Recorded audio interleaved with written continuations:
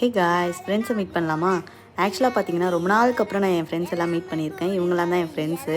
சரி வாங்க ஃபோட்டோ வீடியோஸ்லாம் எடுக்கலான்னு சொல்லிட்டு கூப்பிட்டா ஒருத்தனுக்கு ஒருத்தன் வரமாட்டேன்னு லைட்டெல்லாம் ஆஃப் பண்ணி வம்பிழுத்துட்டு இருந்தானுங்க.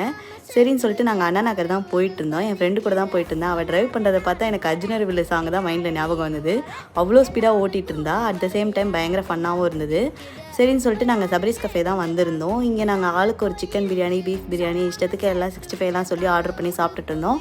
சாப்பிட்டு அங்கேயே கொஞ்சம் நேரம் கடலை போட்டுட்டு இருந்தோம். பயங்கரமாக டே போச்சு. அதுக்கப்புறம் டிக்கிள் ட்ரக்குன்ற இந்த கடைக்கு தான் நாங்கள் வந்திருந்தோம்.